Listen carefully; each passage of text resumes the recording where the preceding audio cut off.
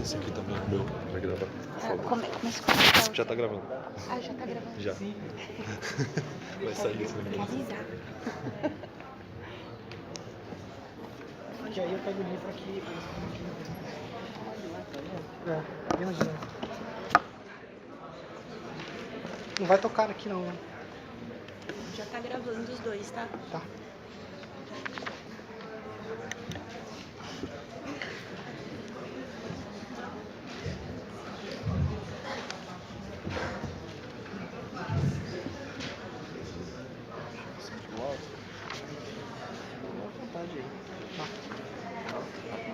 Vou.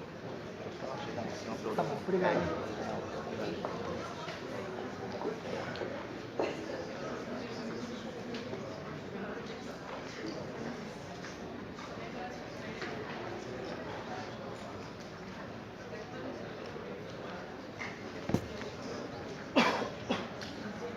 Boa noite a todos. Sou o Bruno. Sejam bem-vindos ao curso Marques Deleuze, terceira edição, Capitalismo e Subjetividade. Quero agradecer em primeiro lugar a Casa do Barbosa, agradecer o Maurício e o Maurício Siqueira, que não pôde estar aqui presente, mas foi quem viabilizou aqui o curso. Quero agradecer o coletivo Mil Brechas também, e algumas pessoas aqui do coletivo que estão ajudando a organização. Cadê? Poderia levantar a mão? Quem é do coletivo está aqui. Vou agradecer aqui o pessoal que ajudou bastante também. Agradecer os designers que fizeram o trabalho, a Renata Crisóstomo e a Bárbara Saniek, que fizeram o trabalho de divulgação. E agradecer a vocês por estarem aqui, por estarem presentes, por participarem desse curso. Vamos ver o que acontece aqui, quais encontros e quais acontecimentos a gente consegue produzir nesses nossos encontros. Então, só lembrando que as datas ficaram um pouco embaralhadas, então quero deixar bem claro aqui, frisar bastante aqui o nosso calendário. A gente teve que se adaptar ao calendário da Casa de Rui Barbosa, que ela é cheia de atividades, ela é cheia de eventos, acontece muita coisa aqui e a gente conseguiu se infiltrar em algumas datas aqui. Então, pediria a gentileza aqui puder anotar, eu mesmo me confundo às vezes quando penso nas datas do curso. Então são 5 sessões que a gente vai ter. Hoje é a primeira, dia 3, na quinta-feira. Na semana que vem, já na segunda-feira, a gente tem a segunda sessão, no dia 7, ou seja, daqui a 3 dias. Depois passam 10 dias na outra semana, quinta-feira, no dia 17. Depois no dia 22 e no dia 28 a última sessão. São 5 sessões. Quem comparecer a 3 dessas 5 sessões, a Casa Rui, que é uma instituição federal, ela vai propiciar um certificado de conclusão do curso. São de 10 horas que vale, enfim, está na gincana aí do Lattes, vai valer. Vocês podem receber ao final quem vier a 3. Por isso que é importante, eu peço, para preencher a lista de chamada, porque a casa ela vai me cobrar para eu poder conferir esse certificado, que vai ter um custo para a casa. Quem não se inscreveu por e-mail, mande e-mail hoje, ó, fui à aula e quero me inscrever. Ainda dá tempo para poder também a gente ter o controle e fazer essa planilha para providenciar os certificados. Qual que é a dinâmica, mais ou menos? Né? Aí a partir da experiência dos nossos outros cursos que a gente tem feito, esses cursos livres. É uma primeira exposição, uma aula expositiva, de aproximadamente 40 ou 50 minutos, não mais do que 50 minutos, um intervalo de 15 minutos, e depois mais 30. Ao final, sobra em torno de 30, 40 minutos, a gente faz um debate, tenta ver intervenções, tenta colocar outros problemas, outras questões, isso tudo no final. Às 8 horas em ponto, a gente tem que encerrar, que é o nosso teto institucional, que aqui tem funcionários, quero até agradecer o Rafael, que está aqui cuidando da mídia, para a gente terminar a sessão. Então, quem quiser interromper a aula durante algum momento, não tem problema. O que eu peço é objetividade nesse momento da interrupção e que seja uma parte diretamente relacionada. Se for colocar uma outra questão, for um desenvolvimento, um desdobramento, deixa para o final. Eu tento ser rigoroso nesses horários para poder justamente ter um espaço para a gente trabalhar juntos, no final. Está gravando? Está gravando o áudio. A gente vai ter o áudio dos cursos. Inclusive, quem quiser acessar, a gente tem o áudio do primeiro, que foi em 2015, e do segundo, que foi no primeiro semestre, esse mesmo curso, Marques Deleuze. Tem outros cursos também, mas especificamente esse foram... A gente tem 2 cursos já inteiros com mais de 40 aulas, que foram lá no Museu da República. né, no final de 2015, 2016. Estou vendo que tem uns repetentes aqui. Espero que vocês estudem mais essa vez. Né, identificando aqui. E dessa vez a gente vai ficar só com 5 aulas. Né? A gente teve, no primeiro foram 17, no segundo foram 19 aulas. Então a gente vai ficar só com 5 aulas. Ou seja, compactou bastante, né, o nosso curso. Então a gente vai diretamente no antiédipo. A gente vai diretamente a esse livro-evento, essa máquina de guerra que se chama O Antiédipo. Nos outros cursos a gente teve a oportunidade de começar a traçar a crítica que Marx faz da constituição da sua filosofia da prática materialista, a partir da crítica aos jovens hegelianos. Depois a gente falava da crítica aos socialistas utópicos, da crítica aos economistas políticos, construía Marx, para depois ir ao Deleuze e fazer essa passagem, depois rebatia no Marx. Nesse curso nosso, não tem como fazer isso. Nós vamos diretamente nesse livro aqui. Diretamente no Antiédipo, que é um livro de 1972, para quem não conhece, edição brasileira pela editora 34, relativamente recente, de 2011, foi escrito por Gilles Deleuze e Guattari. Nós vamos falar um pouquinho sobre eles depois. E tem razões porque a gente escolheu esse percurso. Tem razões por isso, o que tem a ver com Marx e com o marxismo. Também tem bastante a ver. Vocês vão entender já nessa apresentação que eu vou fazer hoje. Basicamente, o plano de hoje, dessa primeira sessão, desses 2 tempos, é falar a partir do Antiédipo, ou como o Antiédipo, que é um livro impregnado. Se começarem a ler, vocês vão ver que ele é um livro que tem muitas camadas, muitas redes, tem hiperlinks. É um livro muito poroso, ele está impregnado da conjuntura, dos problemas, dos conceitos, das grandes questões que eram discutidas na filosofia, na política, no marxismo, na psicanálise. Conjuntura do ciclo de 68, que tem tudo a ver com esse livro.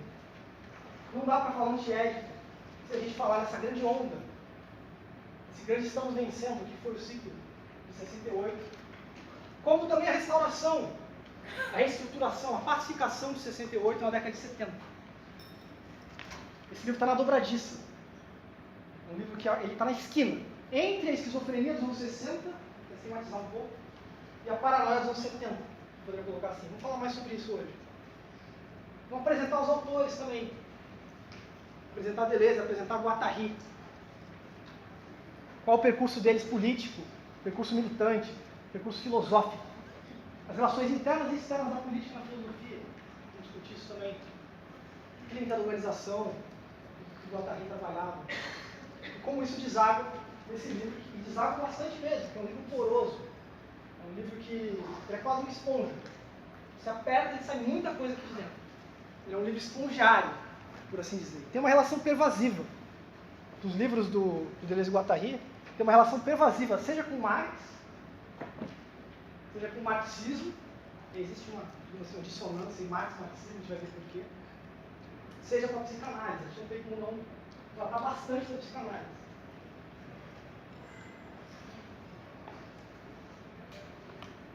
E vamos ler esse livro nesse um mês. Vamos ler esse livro nesse um mês. O que conseguimos, o que pudermos, o que fizermos. O que fizermos. Esse é um livro que vai acompanhar as 5 sessões. O livro é dividido em 4 capítulos.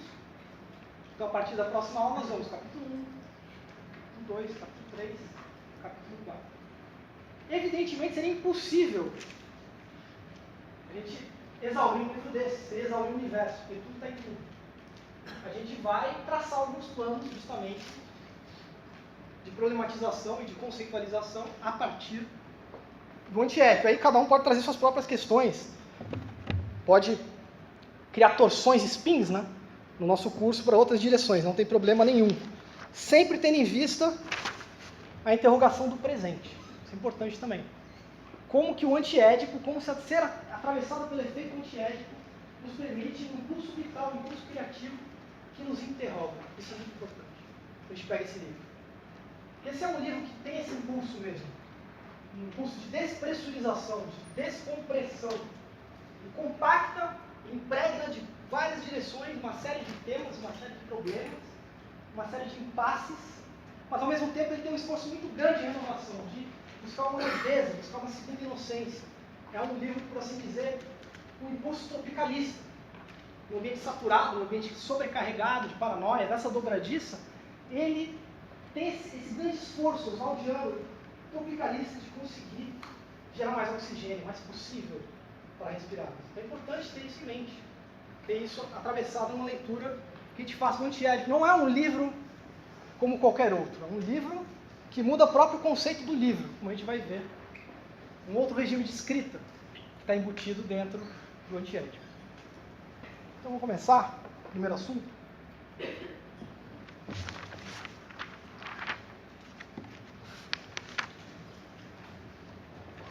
Em 1968,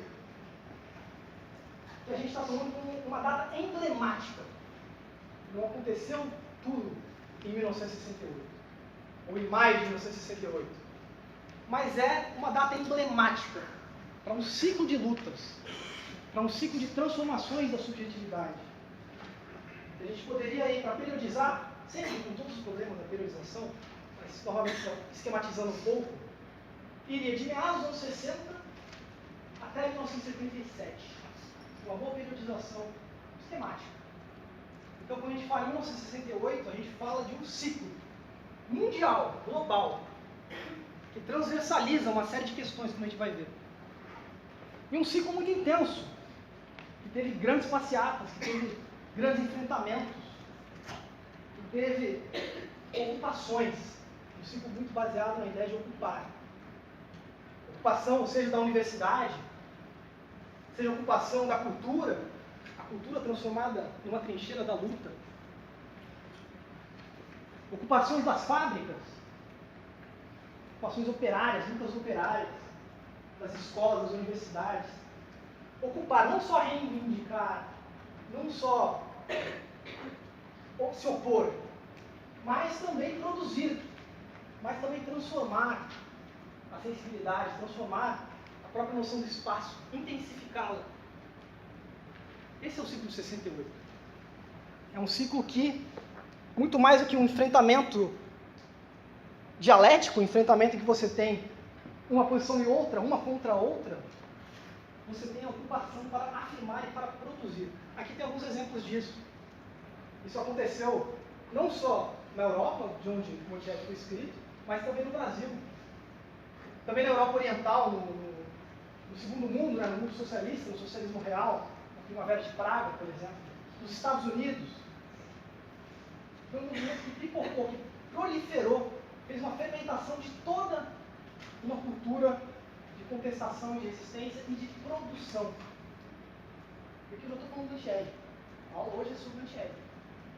Então você tem aqui, por exemplo, no canto inferior esquerdo, a ocupação da fábrica de Billancourt, uma das maiores, em 68, da Renault, uma grande ocupação operária. Ali à direita, em cima, a ocupação da Universidade de Paris. E embaixo, a ocupação do Teatro Odeon, que aconteceu em 68, onde se instalou uma assembleia infinita. Permaneceu funcionando e reuniu artistas, reuniu toda uma questão cultural, toda uma problematização cultural dessa assembleia infinita. O que reúne, assim, para dar um primeiro lance, além da questão da produção, o que reúne essas lutas no ciclo 68? São lutas antidisciplinares, que têm a crítica da instituição como algo central.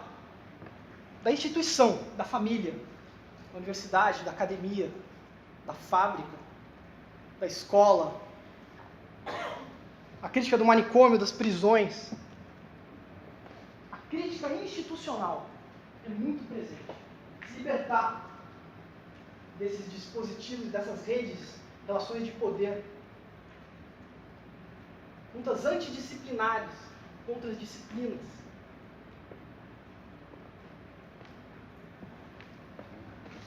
Isso também se desdobrou numa crítica ao partido que reproduzia a estrutura da fábrica, ou que reproduzia as estruturas disciplinares, uma crítica ao sindicato. Essa crítica antidisciplinar, essa crítica da instituição, se desdobrou nesse ciclo de lutas numa crítica muito forte do partido, de suas codificações burocráticas. centralizadas, verticais. Tudo isso é uma característica palpitante desse período. E o partido reagiu. O partido, assim, no sentido da forma partido, reagiu, taxando essas mobilizações de um esquerdismo infantil, de serem anarcoides, de fazerem o jogo da direita, enfim, todo esse repertório com que as estruturas tradicionais do partido e do sindicato reagem a essa contestação. Mas não foi só isso, certamente que não. Foi muito mais do que isso. O ciclo de 68 ele aprofundou, ele ampliou os temas e os problemas que materialmente foram colocados em questão nessas lutas. E de uma forma global, de uma forma globalizada, e de uma forma que requalificou as outras lutas. Ou seja, os diversos temas, os diversos problemas, eles se interpenetraram, eles se requalificaram mutuamente, eles se dobravam e se desdobravam. Então você tem, por exemplo, as lutas anticoloniais, ou de descolonização, é um período que se fala muito no Vietnã, em Cuba, na Palestina, nas lutas de libertação nacional, na América Latina e na África, Congo Brazzaville, por exemplo. O Albert Rocha tem um excelente filme sobre isso. O Leão dos Sete Cabeças.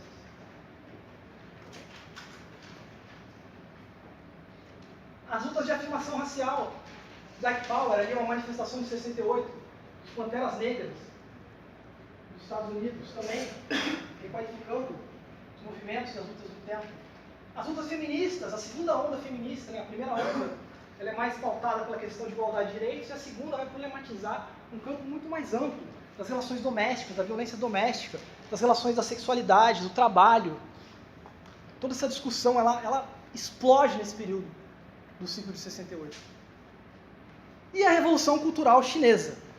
Não tem como falar do período antiédipo, isso está muito presente no livro, que é a Revolução Cultural Chinesa. Que aconteceu entre... Aí depende de quem você consulta. Para o Mao Tse Tung, foi de 1966 a 1971. Mas há quem defenda que foi de 66 a 69, e há quem diga que foi de 66 a 76. De qualquer forma, explodiu em 1966 uma revolução dentro da revolução. Já havia a Revolução Chinesa acontecido, o Partido Comunista estava no poder. Dentro dessa revolução irrompe uma nova revolução, feita pela juventude, feita pelos grupos, a geração mais jovem, a geração mais arejada, mais vitalizada. Explode essa revolução dentro da revolução. E um dos grandes slogans dessa revolução, e que talvez seja excelente para explicá-la, é quando Mao fala: bombardeiem o seu quartel-general.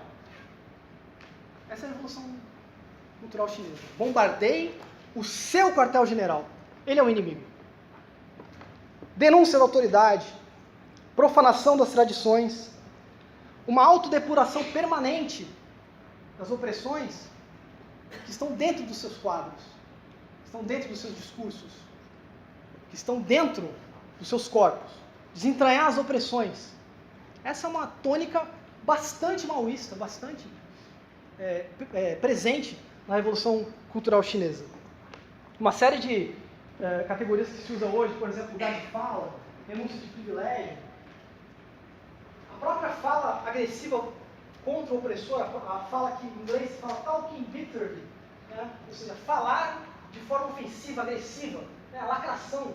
Essas são atitudes incorporadas pela Revolução Maoísta, por uma tentativa de fazer uma revolução dentro da revolução, contra os velhos, contra o Partido Comunista, de dentro da própria revolução.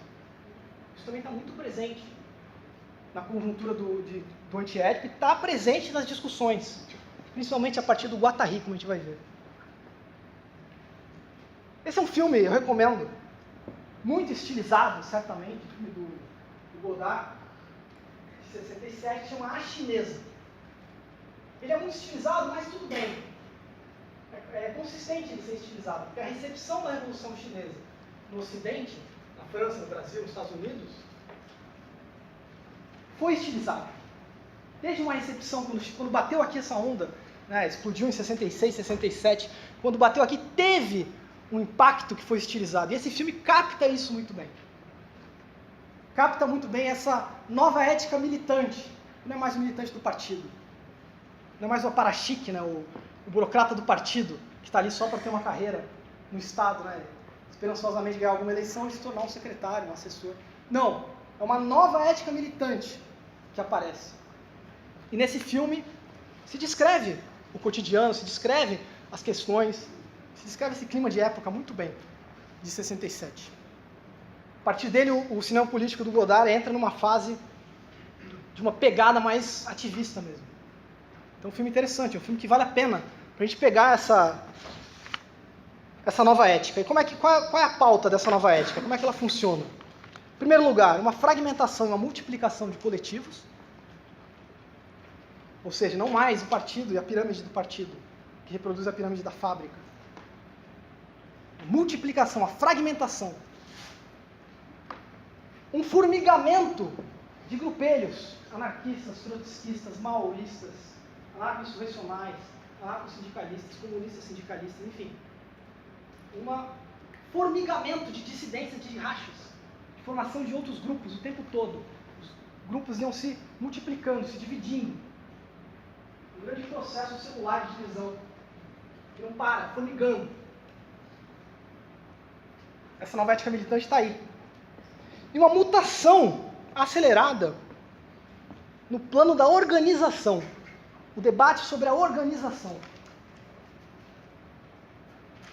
Isso muda no mundo com o ciclo de 68. Isso se torna uma grande questão.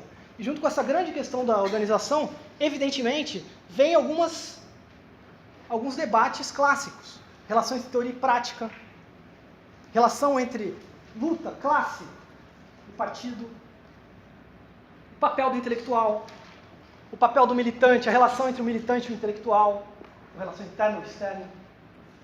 Essas são questões que se tornam quase obsessões nesse ciclo. E tem bastante a ver, seja com a transformação interna dessas várias lutas estudantis, operárias, culturais, quanto à recepção da Revolução Cultural Chinesa. Muito importante. Uma tentativa de renovar o marxismo, Marx e a psicanálise, a partir da Revolução Chinesa. A gente vai ver como que tanto o Deleuze quanto o Guattari abordam isso no Antiédipo. Mas vamos seguir então a esquina, né? Eu falei que tinha uma esquina. Para o outro lado, dobradiça. Eu falei dobradiça. Vamos para o outro lado da dobradiça agora. Nos anos 70. Que também, se a gente for periodizar, podemos dizer que é de 71, a morte do Jimi Hendrix, até 77, quando o Steve Jobs lança o Apple II. Vamos colocar esse período mais intenso da restauração, da pacificação, da reestruturação.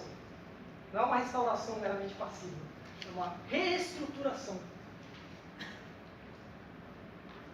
Quando eu falei, né, muito esquematicamente, que o Antiédipo está entre a esquizofrenia dos anos 60 e a paranoia dos anos 70, o que significaria essa esquizofrenia dos anos 60? Era essa, imagine-se vivendo nessa época e mergulhado no seu tempo histórico. Porque também tem gente que viveu essa época de outros modos, com todo o seu direito e sua legitimidade. Mas imagine aquele que realmente se atirou para viver o seu tempo histórico, que se deixou atravessar por essas tensões em que tudo parecia possível, com essa grande oxigenação desse período. Havia uma sensação extraordinária, que tinha uma coisa grande acontecendo, que você podia ser parte dessa coisa grande. E que se você não soubesse para onde ela ia parar, você sentia, não, estamos indo na direção certa. Existe uma imensa energia libidinal mesmo, jovem, uma energia desejante. E não era possível que toda essa energia não ia se reverter em algo positivo, que estávamos vencendo. Não é possível, de algum modo, não sei como isso vai terminar, mas estamos vencendo. Onde quer que eu olhe, tem uma loucura, tem uma agitação. Tudo está em movimento, tudo. É fascinante esse viver nessa grande onda. Né? Você estava nessa crista em 68, 69, de todos os lados. E o mais paradoxal de tudo, e aí você pode ver isso tanto em literatura quanto em relatos históricos, é que essa onda quebrou muito rápido. Essa onda vinha com energia gigantesca, ela quebrou. Na cabeça de muita gente, inclusive. e deixou uma marca d'água até onde ela chegou. Antes de se retrair, violentamente, até onde a vista alcança, de todos os lados ela retraiu, por tudo. Deixando uma espécie de deserto, uma ressaca gigantesca. Como isso aconteceu? O antiédipo está nessa dobradiça. Ele tanto tenta prolongar um esforço, como Glauber falava, um esforço titânico, né, contra a impotência, de tentar prolongar essa onda, ou pelo menos repeti-la diferente, de outro modo, e o refluxo que vinha de todas as direções. Essa é a tensão do livro. Essa é a tensão do livro. Esse é o esforço, o conatos do livro. A gente pode interrogar uns presentes com esse conatos também. Talvez fosse interessante ver as ressonâncias e as dissonâncias em relação ao tempo atual. O fato é que 68 chacoalhou profundamente as estruturas de poder, os estados, o capital, e se formou um grande partido da ordem, uma grande coalizão para restaurar, para pacificar esse levante da subjetividade, essas revoluções moleculares, agregadas a lutas muito concretas, minoritárias, lutas anticoloniais, lutas culturais, operárias, estudantis. E como foi feita essa pacificação? E aí, também é um campo vastíssimo de discussão. Mas é certo que, diria que tem duas grandes estratégias. Uma é a repressão direta mesmo. Uma é a punição, a vigilância, é mobilizar o aparato punitivo, mobilizar as disciplinas, inclusive, contra essa insurreição molecular. Mas isso não é suficiente, isso não é capaz de conter essa energia desejante, essa potência de transformação. É necessária uma segunda e mais perversa, mais interna estratégia, que é aquela estratégia que vai terminar a revolução, mas vai terminá-la deixando passar alguma coisa.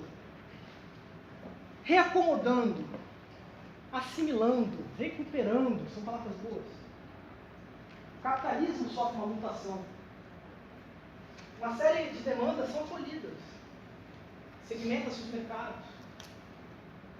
Criam-se novos lugares dentro da máquina burocrática, da máquina capitalista, para algumas afirmações que tinham uma carga selvagem, e para anular essa carga é preciso acolhê-la em parte.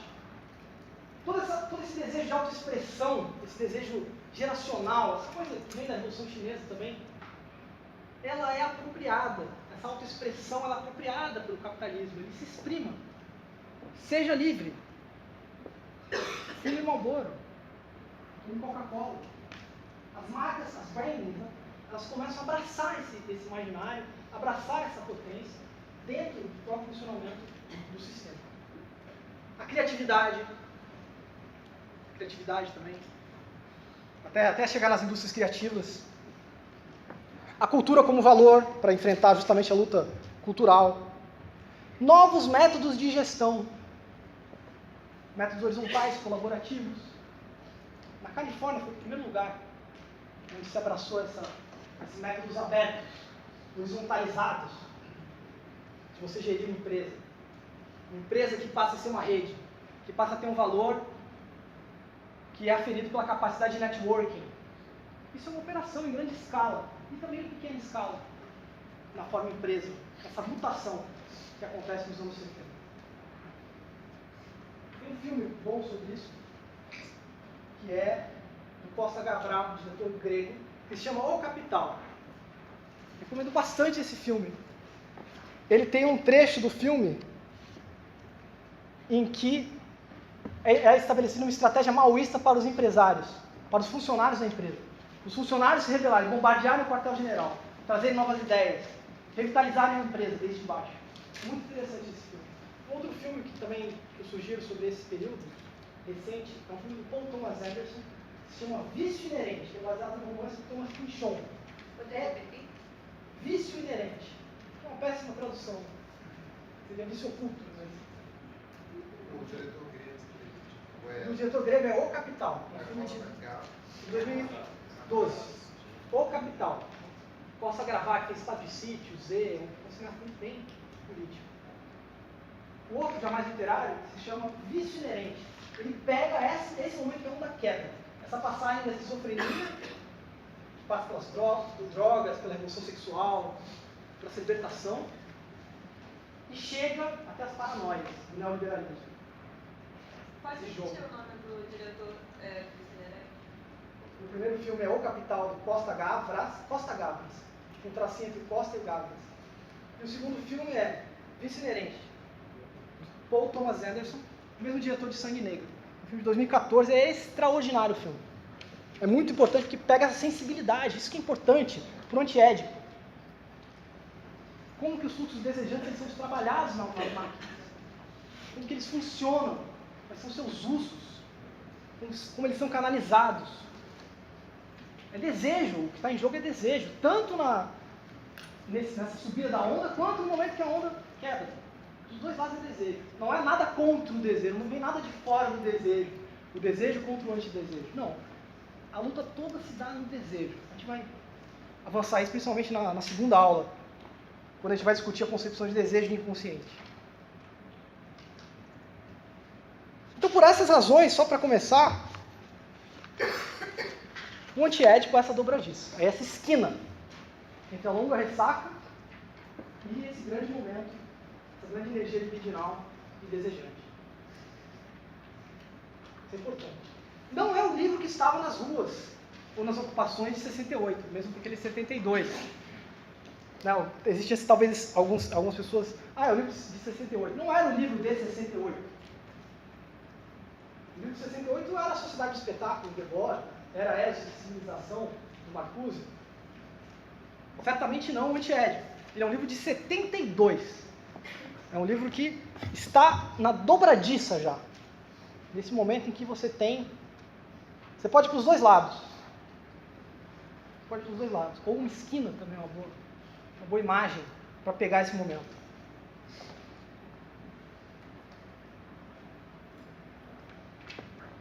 Beleza. O professor, o filósofo, o leitor, sobretudo o leitor, um filósofo do século XX, totalmente dentro do século XX, e que sempre esteve na contracorrente. Sempre. Nunca se ligou aos fluxos de opinião, nem às principais correntes acadêmicas de seu tempo. Na década de 50, quando digamos assim, o que estava no ápice na França era o existencialismo, Sartre, por exemplo, ou o marxismo também, mas o marxismo mais humanista, nos anos 50, Deleuze fala, Bergson, um outro filósofo bem institucional, filósofo que era o filósofo dos pais dele. Nos anos 60, ele resgata Nietzsche, ele participa do resgate de Nietzsche na Academia Francesa, quando Nietzsche era um filósofo maldito, era um filósofo que era associado injustamente ao nazismo. A concepção do super-homem seria o homem ariano. O Deleuze fala, não, é Nietzsche, ele fala de Nietzsche. Ele participa dessa reabilitação na Academia Francesa de Nietzsche, uma reabilitação perversa, porque ele usa Nietzsche também contra Marx, contra o existencialismo, inclusive. Quando os grandes próceres da Academia Francesa, eles estavam concentrados nos 3 Hs, chamados 3 Hs na filosofia, os 3 Hs do idealismo, né? O H de Hegel, o H de Heidegger, o H de Husserl. Os 3 idealistas, bem diferentes, mas enfim, esquematicamente, os 3 grandes idealistas, esses eram os filósofos que estavam no auge nos estudos. Ele pega um 4º H, Hume, David Hume, que é um empirista. Não, é H tudo bem, mas é Hume que eu vou falar. É Bergson, é Hume, é Nietzsche. E o Deleuze ele nunca foi filiado ao Partido Comunista Francês. O que é algo assim, digamos, inusitado. Era como alguém de esquerda não ter sido filiado ao PT, ou não ter fundado o PT, né? Porque o negócio é ter fundado o PT nos anos 80. Era uma coisa que todos os intelectuais que trabalhavam nas lutas, que trabalhavam com as lutas, ou que tinham uma orientação contra o Estado, contra a família, contra as instituições, eles eram filiados. O próprio Foucault foi filiado um tempo ao Partido Comunista. O Guattari também se fala, desde os 13 anos de idade. O Deleuze nunca foi filiado ao Partido Comunista. citava incidentalmente Marx, tem uma citação em diferença e repetição, tem uma citação aqui, outra colar, o Nietzsche, a filosofia, ele cita. Digamos assim, não participava dessa enorme conversação do marxismo, que era imensa. Era imensa, o tempo do Althusser, era imensa, esse debate é gigantesco, não participa, não está preocupado com isso. No momento que o marxismo está de mal das pernas, nos anos 70, no momento em que ele começa a fazer água de todos os lados, começam a se afirmar filósofos humanistas antitotalitários e põe no antitotalitarismo o marxismo também, ele fala, mas eu nunca deixei de ser marxista. Nunca deixei de ser marxista. E ele diz, quando estava já muito doente, que estava preparando o que seria o último livro dele, em 1994, que se chamaria A Grandeza de Marx, que é um título nada deleuziano. Parece até uma estratégia borgiana, né, do Luiz Borges, Jorge Luiz Borges, um livro que eu nunca vou escrever, então eu chamo de um filósofo molecular, né, do micro político, essa grandeza, né, de Marx. Ele afirma isso, em 1994. O trecho onde ele afirma que ele e Guattari jamais deixaram de ser marxistas, está no volume Conversações, é uma entrevista com Antônio Negri. E usa Marx, começa a usar Marx. O antiético tem essa relação pervasiva, um pouco elusiva, tanto com Marx quanto com o marxismo, como nós vamos ver.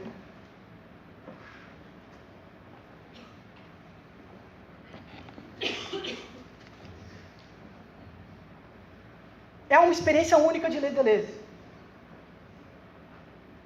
Imagino que todos vocês já tenham lido alguma coisa, ou trabalhado alguma coisa, ou não também, problema nenhum. Mas é uma experiência única de ler. Quem começa a ler já sente assim, ou uma repulsa imediata, nunca vou ler isso, nem Hegel, né? Nunca vou ler isso. Ou uma paixão inexplicável, como nos romances russos. Né? Você faz a coisa por uma lógica implacável, mas não tem razão nenhuma que você faz aquela coisa. É como um dos alunos dele, o Davi Lapujade, fala, é um movimento aberrante. E não é um filósofo para você ler para entender tudo. Quem gosta de ler e entender, não lê Deleuze. Deleuze é para quem gosta de não entender. A experiência de não entender. Quem gosta de não entender a vida, de não entender a experiência, isso te mobiliza, essa é a experiência da leitura de Deleuze. Essa é a sensibilidade. Quer entender, você pode ler Wittgenstein. Vai entender quase tudo, se você seguir de passo a passo. Deleuze é não entender tudo.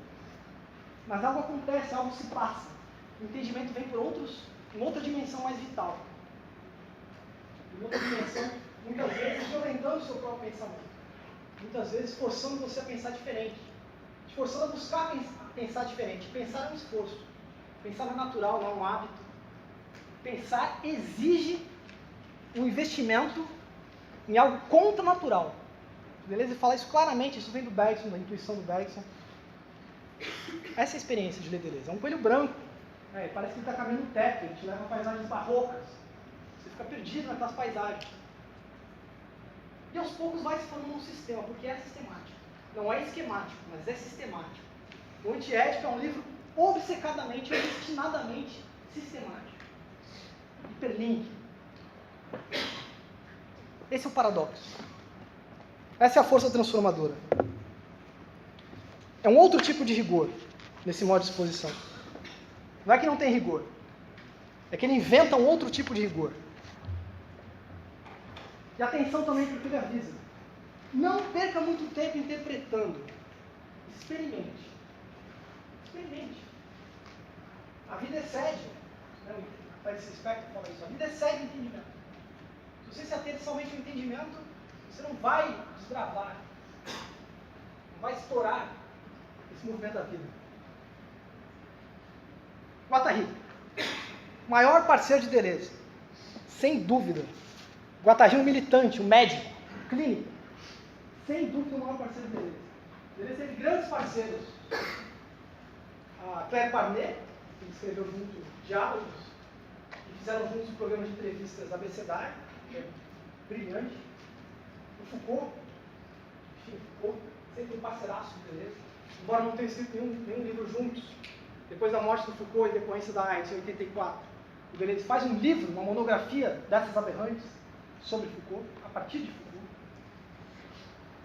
Mas, sem dúvida nenhuma, teve esse amálgama, essa capacidade de funcionar com o Deleuze, de montar uma máquina infernal com o Deleuze, do que o Guattari.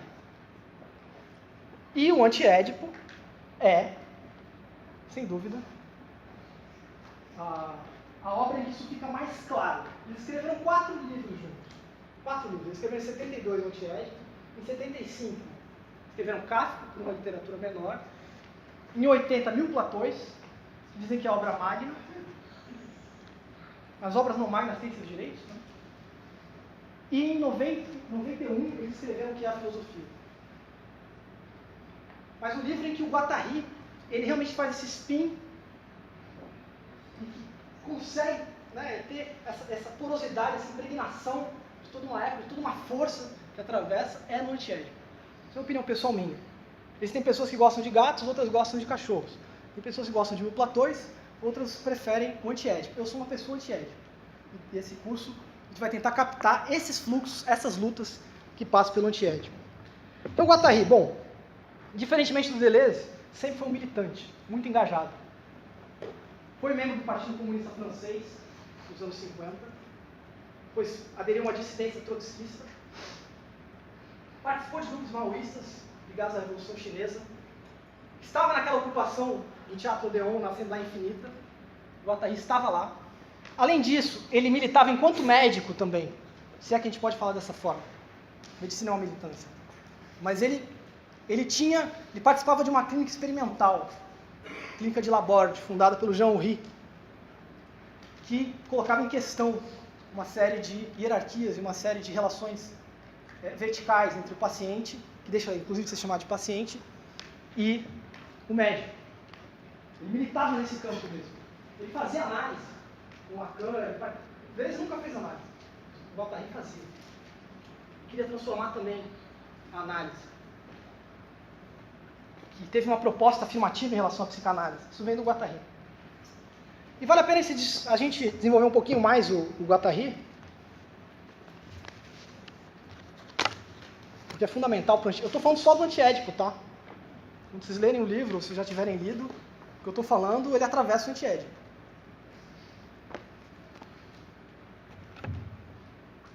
Em primeiro lugar, essa relação médico-paciente, depois vai ser a relação entre analisando e analista. As relações de transferência, de deslocamento, tudo isso o Guattari traz numa problematização baseada na sua experiência como psiquiatra, médico-psiquiatra e psicanalista. Mas essas, digamos assim, essas condições, esquizofrenia, paranoia, neurose, psicose, histeria, essas condições que ele estuda, que ele milita dentro delas, elas não são simplesmente problemas da clínica, internos à clínica ou dos pacientes. São sintomas de uma situação social, de processos sociais, que põem em questão as formas de dominação e de exploração do capitalismo. Quando ele está estudando a esquizofrenia na clínica, ele está estudando o capitalismo. Ele está estudando isso como um sintoma, um processo que atinge grandes conjuntos e que é estruturante, ou melhor, estruturante não é uma boa palavra, que organiza esses processos no plano da análise. Isso é importante para o Anti-Édipo. O que está em questão aí é a sociedade como um todo.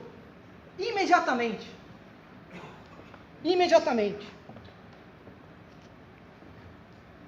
A participação do Guattari tornou ele bastante crítico sobre o funcionamento das organizações militantes, dos coletivos, dos movimentos, dos grupelhos, das igrejinhas, e também das grandes organizações tradicionais da esquerda, como o partido e o sindicato.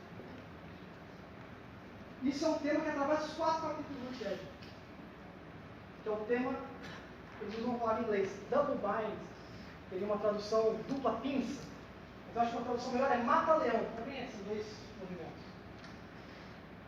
Que é o seguinte: como ter uma clínica da organização, ou seja, pensar uma transformação da organização para que ela seja, para que as suas energias desejantes, as energias libidinais sejam produtivas, sejam transformadoras, sem cair em dois problemas, em dois impasses, de forma double bind, de forma dupla pinça. Sem cair, seja na codificação burocrática, estruturada, hierárquica, da grande organização, do partido, do sindicato, e ao mesmo tempo, esse é o lado da pinça, esse lado da paranoia, da grande paranoia, sem cair no espontaneísmo das massas, no culto esquerdista, espontaneísta, que as massas resolvem tudo por si próprias. Ou seja, uma espécie de caos, de oba-oba, né? De odarização, de poder falar.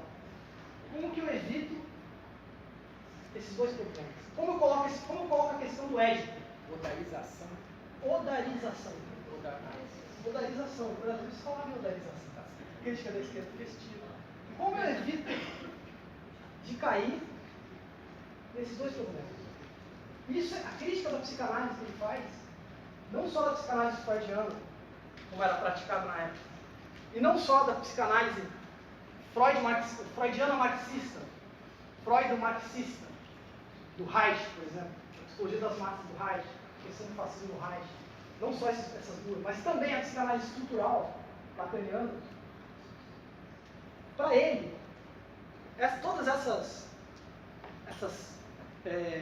vertentes da psicanálise, elas reconhecem o édipo que de fato existe, que tem um papel estruturante, processos de edipenização que produzem essas, entre aspas, patologias, essas condições, mas na hora de resolver o problema cai nessa dupla pinça, cai nesse duplo impasse. E o debate político também. Você fica entre o partido, a narrativa que o partido te coloca na boca, para você mastigar, e o espontaneísmo, impotente, ingênuo. Como eu escapo disso? O inconsciente também está preso nisso. O desejo. Esse é o grande diagnóstico do antiédipo. Esse é o problema que tem solução. E precisa ser bem colocado para que nós possamos nos impelir a ele. Está mal colocado. A psicanálise estrutural coloca mal o problema do édipo.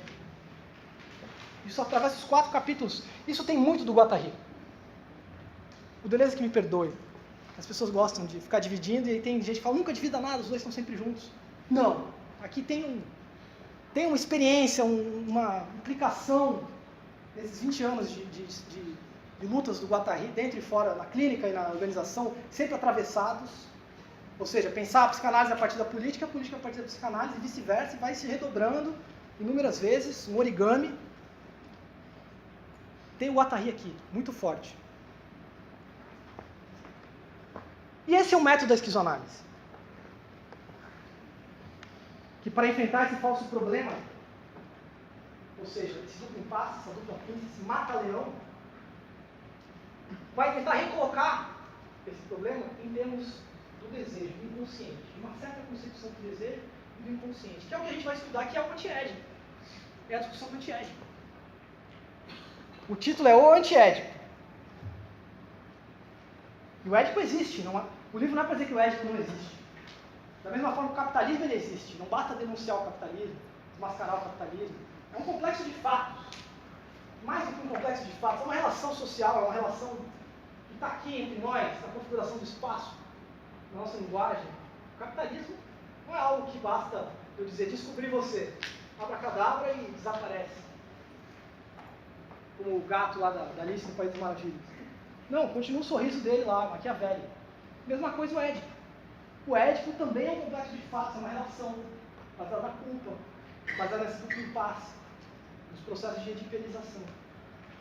E que por isso o antiédipo tem que ter uma proposta afirmativa para enfrentar força contra força, desejo contra desejo, poder contra poder, teoria do poder que não é uma teoria negativa, positiva. E aí que entra a esquizoanálise, que eles só introduzem, só tem uma introdução. Não esperem encontrar um manual de esquizoanálise.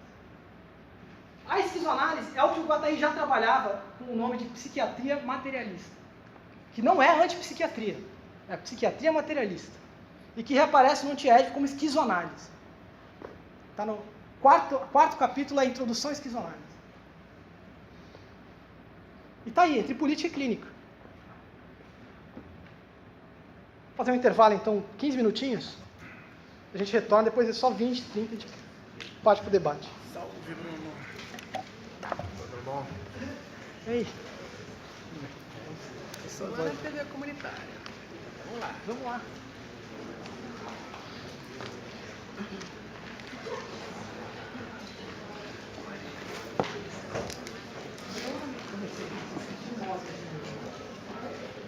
Lá em cima do torcedor.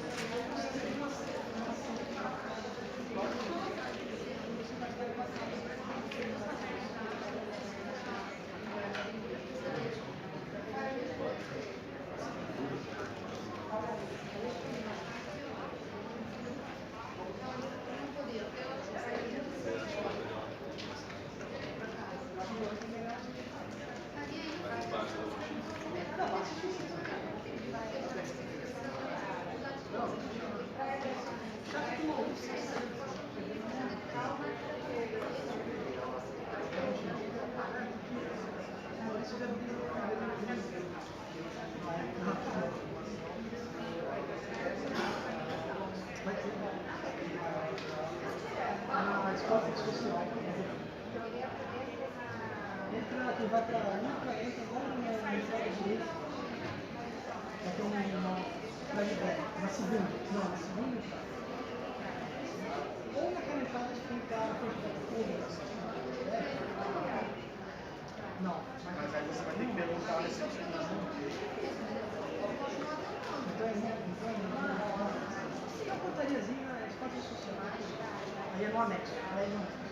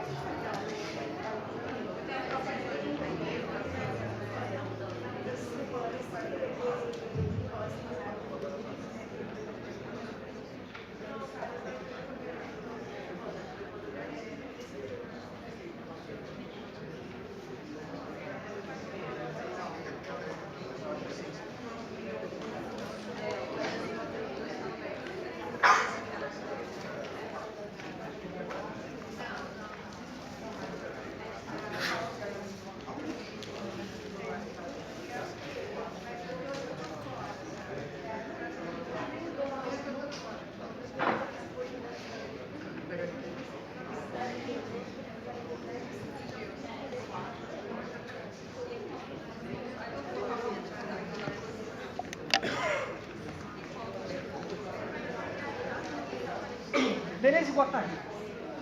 Quando que acontece esse encontro, essa quase fusão, essa articulação entre duas máquinas e uma terceira máquina?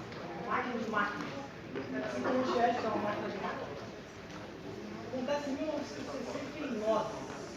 Ou seja, na crista daquela onda, naquele momento que estávamos vencendo no ciclo de 68, é o momento que eles se encontram. E existe toda uma mitologia que vai dizer, não, o Guattari politizou o Deleuze, o Deleuze trouxe o Guattari para a filosofia, ou seja, que um seria um militante político, o outro mais um filósofo. A verdade é que tanto o Deleuze já tinha preocupações políticas, tinha uma estratégia política dentro da filosofia, quanto o Guattari já fazia filosofia. A discussão dele da clínica, a discussão dele política, já é atravessada também pela questão filosófica. E esse mito do encontro político dos dois tem um segundo momento de erro, que é o seguinte. Quando o Deleuze encontrou o Guattari, ele se recluiu, ele se fechou. Ele se dedicou totalmente ao ensino e à produção dessa filosofia. Ele não mergulhou nos movimentos, ele não mergulhou nos coletivos. Pelo contrário, o que aconteceu? O encontro levou o Deleuze a se dedicar a uma política dentro da própria filosofia. E o Guattari também. Tem uma entrevista do Guattari, em 79, em que ele fala, olha, quando eu encontrei com o Deleuze e a gente começou a trabalhar no antiético, eu esperava que fosse uma explosão de engajamento. Mas não. Eu não esperava esse movimento do Deleuze de se fechar. E o Guattari fala, e foi bom para mim, eu estava saturado, eu estava sem oxigênio, eu estava já num estado em frangalhos, sabe? Em frangalhos emocionalmente, afetivamente, de tanta militância, de tanta clínica, de tanto esse enfrentamento no dia a dia, matar um leão por dia, eu estava esgotado. E o Deleuze me regenerou, o Deleuze me permitiu eu avançar por outros caminhos, me permitiu despressurizar. Esse é mais um componente interessante desse encontro, que muitas vezes é lido de forma invertida. Mas se atentar às biografias, a discussão, a correspondência cruzada, é outra coisa que aconteceu. Um livro muito bom, problematiza bastante essa questão, que se chama Deleuze e a Política. E tem uma introdução do William Buchanan, que discute justamente essa questão. E como o encontro não foi um encontro que politizou, ou que fizeram eles se mergulharem no ativismo. Eles já estavam totalmente mergulhados, totalmente politizados, das suas maneiras muito singulares. E esse encontro levou-os a um avanço, à produção filosófica, à produção de conceitos, criação de conceitos.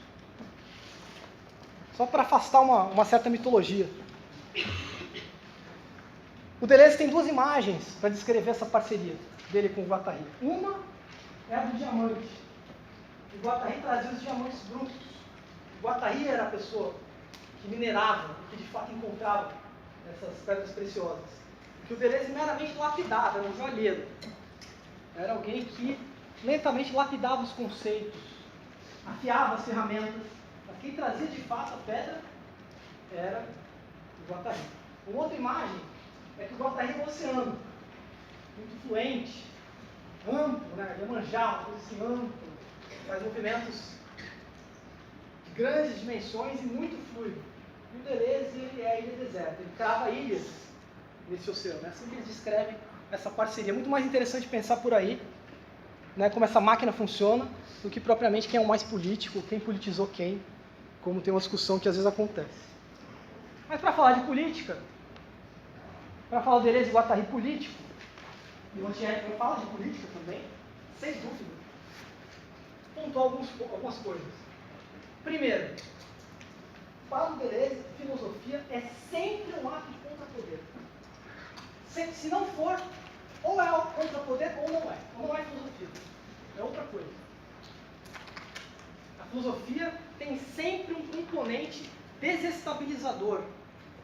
Tem sempre um componente subversivo. Um componente que te leva a questionar, que te leva a desestruturar determinados modos de dominação, inclusive do próprio pensamento, a forma do Estado dentro do pensamento. A forma Estado que se infiltra no pensamento. Porque existe a forma Estado como o órgão, né, administrativo e institucional, mas existe a forma Estado na filosofia, no sexo, na arte. A forma Estado, ela se reproduz molecularmente. A filosofia, nesse sentido, ele é um movimento de contrapoder. Resiste ao intolerável do presente. Essa é uma expressão dele. É contra o presente. A contrapelo, intempestivamente. Escova a contrapelo do presente. É mobilizado pela vergonha de viver neste mundo. E é viver neste mundo, né, como diz a música. Viver neste mundo. Que é um mundo que a gente tem um vínculo, e é esse. Mas a vergonha de viver neste mundo, onde habitam os idiotas, onde existe as formas de dominação, onde existem esses deslocamentos assassinos provocados pelo capitalismo, todos os modos de dominação que se entrecruzam e se interpenetram. É a vergonha diante disso, diante das vítimas. Não a vergonha das vítimas. Não nos envergonhamos pelas vítimas, mas diante das vítimas. É o Deleuze citando o Primo Levi. Diante das vítimas, a vergonha diante das vítimas. Eu estou simulando, não é uma vitimização de se colocar no lugar da vítima, mas é diante delas. Isso me leva a pensar, a existir contra o presente. Uma discussão que o Deleuze traça, o Deleuze e o Guattari traçam. Algumas vezes eu vou falar Deleuze, mas Deleuze e Guattari. Tá? Ele está errado o que eu estou fazendo, mas não há nada que eu possa fazer. Não consigo toda hora falar. Os dois juntos. O Deleuze e o Guattari traçam no que é a filosofia. No capítulo da geofilosofia. Então, a política já está aí. Fazer filosofia já é política. Já é política. De afirmação, de reexistência, de resistência. Tem a ver com vergonha, tem a ver com o encontro presente. Como nós já vimos, o papel do intelectual estava em questão, estava sendo problematizado intensivamente. E tanto o Deleuze quanto o Guattari colocam isso em discussão também. Qual o papel do intelectual? E aí, o tipo de intelectual que eles contestam é o intelectual universal, cujo grande exemplo era Sartre. A grande estátua da filosofia era Sartre. A razão pública, né? Ele fala como se fosse uma estátua na praça, muito de cima, a voz do universal, essa figura do engajamento sartriano. Tem uma posição muito específica, nos anos 40 e 50.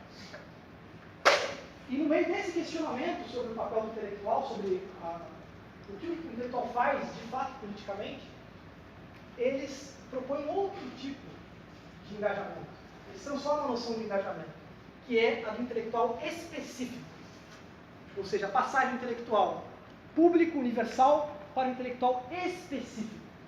Implicado nas lutas e nas questões, nas transformações da subjetividade.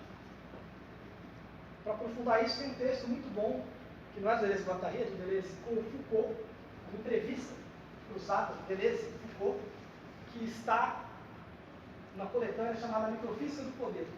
Chama Os Intelectuais e o Poder, é um texto clássico. Os neocoloniais criticam, inclusive, escrevam aqui para criticar. É um texto que gerou uma ampla discussão, mas que capta bem essa passagem do intelectual público para o intelectual específico. Essa conexão com a política.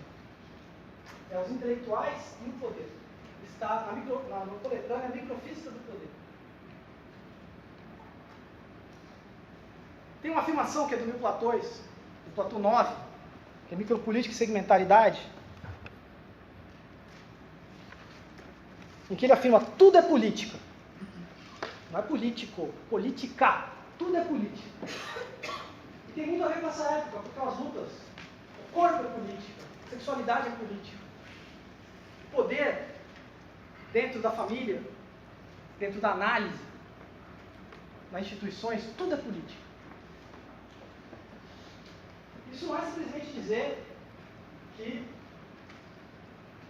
essa política seja aquela política das eleições, dos partidos.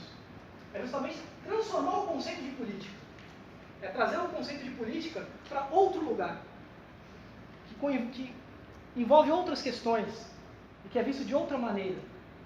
E na citação original, no Mil Platões, eles falam, tudo é política. Mas é ao mesmo tempo macropolítica e micropolítica. Tudo é macropolítica e tudo é micropolítica. Não é a micropolítica contra a macropolítica. Isso não é.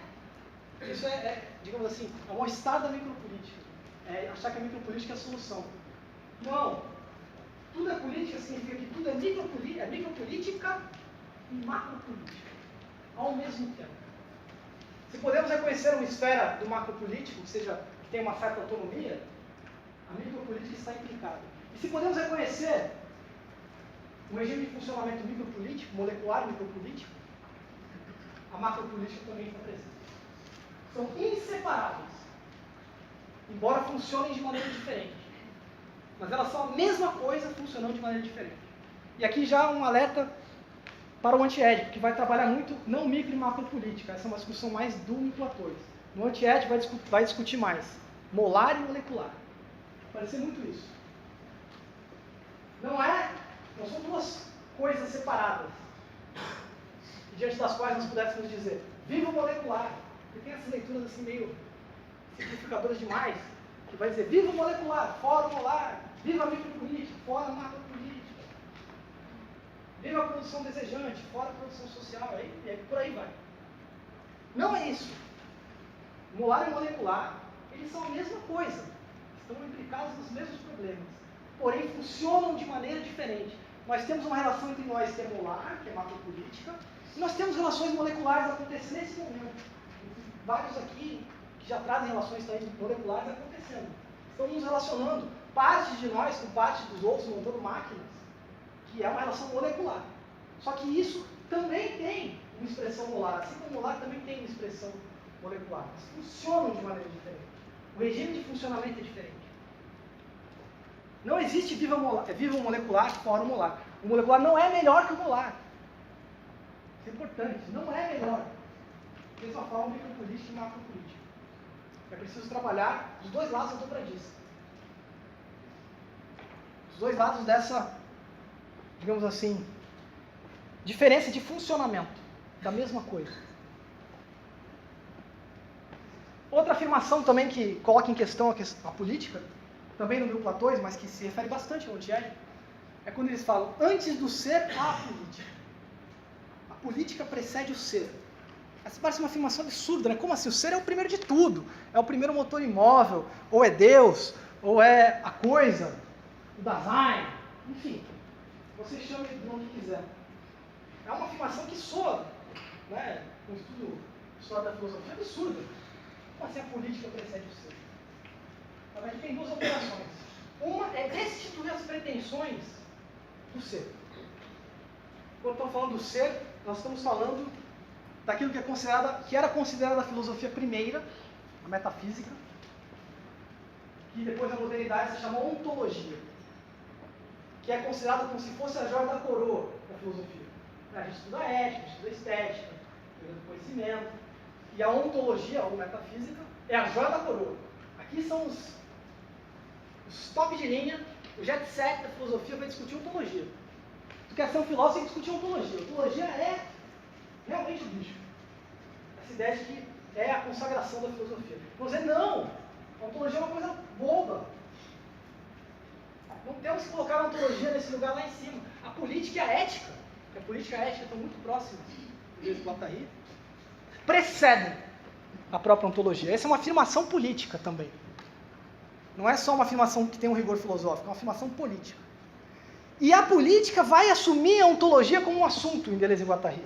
A ontologia vai ser colocada para funcionar pela política. De que maneira? Quando Deleuze e Guattari falam do ser, do fundamento, eles estão falando na terra, territórios e terra. E para eles mais importante do que a questão da terra, do território, é como esse território é povoado, populações que passam por esse território, os modos de povoamento do território, as maltas, as matilhas, os bandos, ou as populações, ou o povo que é chamado para trabalhar, que é chamado para ir para a guerra.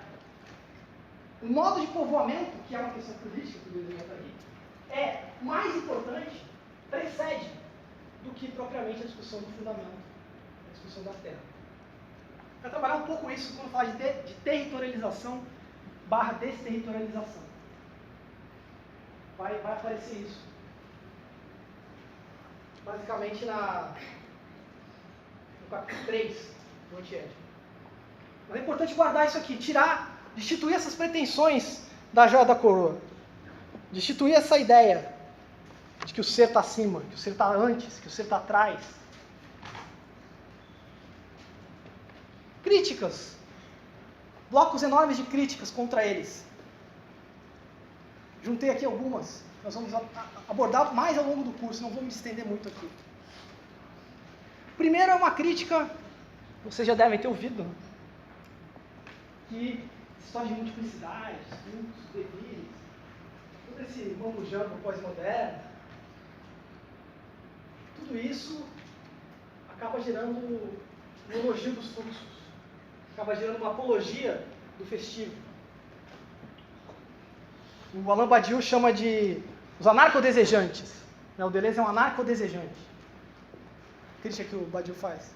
Espontaneísmo de massa, embora seja justamente um dos polos da crítica, que vem desde o Guattari. O Perry Anderson, marxista, historiador marxista, ele fala que é um subjetivismo saturnal, Saturno, orgiástico, orgia, do oba-oba. Os deleuzianos querem oba-oba, filosofia do oba-oba. Problema isso. E no Brasil também, acho que no Brasil quem sofreu mais isso foi o Caetano Veloso, o Gilberto Gil, os tropicalistas, o Tom Zé, o Zé Celso, o Agripino de Paula, ou seja, esquerda festiva, esquerda tropical, a odarização, né? Uma crítica muito carrancuda, né? Uma cascuda, aqueles movimentos de esquerda cascudos, né? Você coloca aqui, todos cruzam o braço, cruza a perna assim, vai falar aí.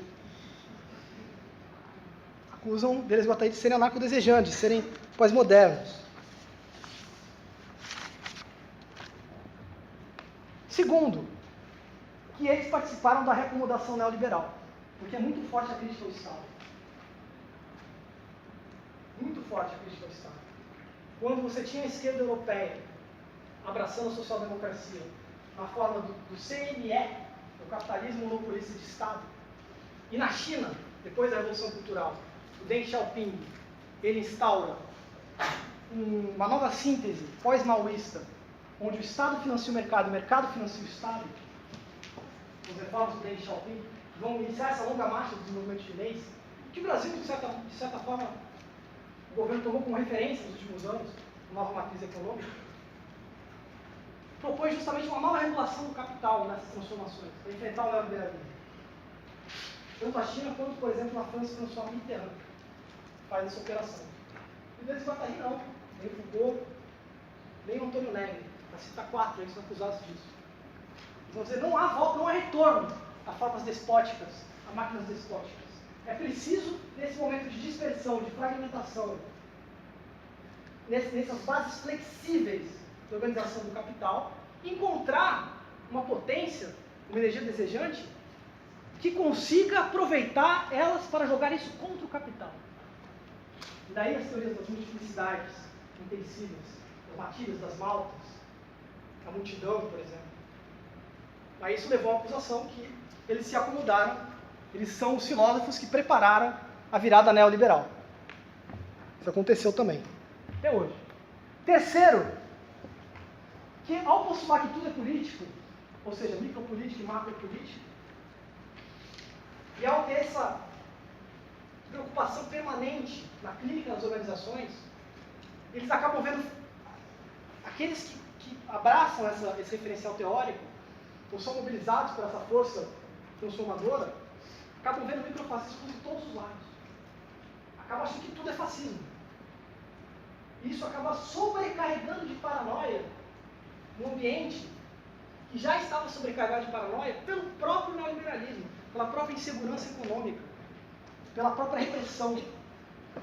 E isso acaba acelerando os processos de autofagia, de sectarização, ou seja, de formar mais e mais igrejinhas. Um processo que fortalece essa sobrecarga. Essa é uma crítica também. E a quarta, mais presente, mais comum, e aí vale também para todos esses que eu falei, Deleuze e Guattari, Foucault e Negri, é a ausência de mediações políticas.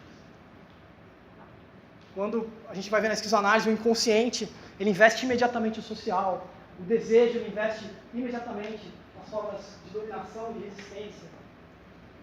Essa imediatez, ou seja, as coisas serem imediatas, a busca desse imediato, essa carga selvagem, essa anomalia selvagem, acaba deixando de lado o pensamento estratégico, as mediações, as alianças. Em geral, é uma acusação bastante cínica, bastante filistina, mas é bastante feita. A gente vai trabalhar isso quando falar do antiético. A gente sempre vai ter essa preocupação política. Vai voltar então ao tal do... Vamos voltar. Isso é só o primeiro lance, a primeira aula. Marx e o marxismo. Até agora eu falei bastante, sem falar diretamente. Não só é citado o tempo todo no livro, desde o capítulo 1. Não só Marx, mas a discussão de Marx, por exemplo, com Feuerbach, a discussão de Marx com Bruno Bauer, a discussão de Marx com Proudhon. Como há um retorno a Marx nesse livro. Mas é um Marx que vai ser encontrado fora do marxismo ortodoxo, do marxismo de partido, do marxismo estadocêntrico. um marxismo que se rende à disputa pelo Estado. Mas há um retorno a Marx. Há uma tentativa de trazer a análise do capitalismo, porque essa é a grande... A sensibilidade marxiana qual que é? Primeiro, é um certo fascínio até pela grande transformação do mundo. Pelo surgimento da industrialização no nível global, das transformações da técnica, das formas sociais, a dissolução das formas sociais. Tudo que é sólido desmancha no ar, os valores são profanados, as tradições são atacadas, cada um é confrontado com uma nova condição. Esse aceleracionismo do Marx, a transformação que vai atingindo níveis difíceis até de compreender, isso é uma sensibilidade bem marxiana. Está preocupado com esse metabolismo global, a formação desse metabolismo global, que coloca toda a natureza e toda a sociedade para trabalhar. Seja a sociedade por meio de mediações naturais, seja a natureza por meio de ações sociais. O metabolismo do capital. E a segunda sensibilidade do Marx é dizer o seguinte: isso não leva à libertação por si só. Esse é o checkmate do capitalismo. O desenvolvimento das forças produtivas aumenta a exploração e a violência.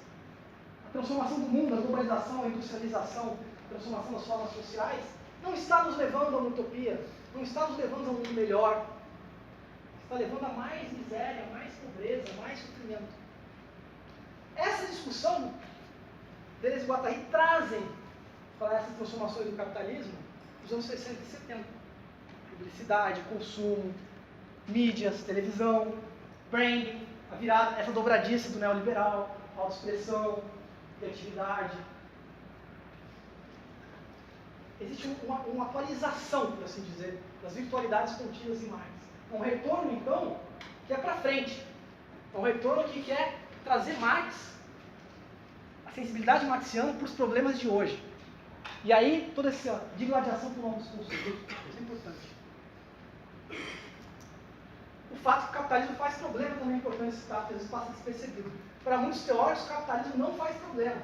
Não é um problema o capitalismo. Sequer é mencionado. É a economia global, forma histórica. Para Deleuze e Guattari, faz problema. Por isso que tem que ser analisado. E não à toa, o subtítulo do livro é Capitalismo e Esquizofrenia. E o 1002 é Capitalismo e Esquizofrenia 2. Também é um livro que faz a crítica ao socialismo real, abertamente. Ele vai comparar um modelo asiático, que é uma grande ofensa para os marxistas.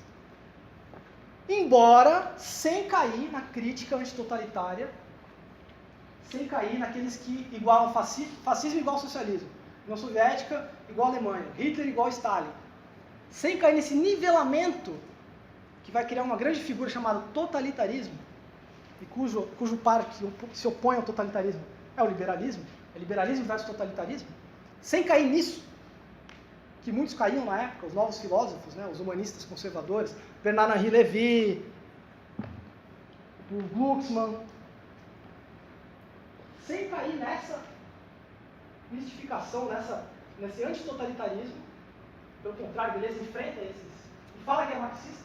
No momento que o marxismo está em decadência, está sendo atacado por todos os lados, ele fala: eu nunca deixei de ser marxista. Nunca tinha falado isso, mas é outra corrente. Essa segunda esquerda, a esquerda democrática. Sem cair nisso, ele faz a crítica ao socialismo real. Justamente como o capitalismo de Estado. Ele critica o capitalismo também através do socialismo. E, finalmente, retorno a Marx. Marx mesmo. Não o marxismo. Se a gente pensar o marxismo, uma dissonância aqui, né? O marxismo como esse grande corpo teórico de discussões atravessadas por 200 anos de lutas e revoluções, mas pensar Marx mesmo, o filósofo Marx. Marx filósofo. Tem um retorno a Marx filósofo, original, singular, que produz um outro marxismo.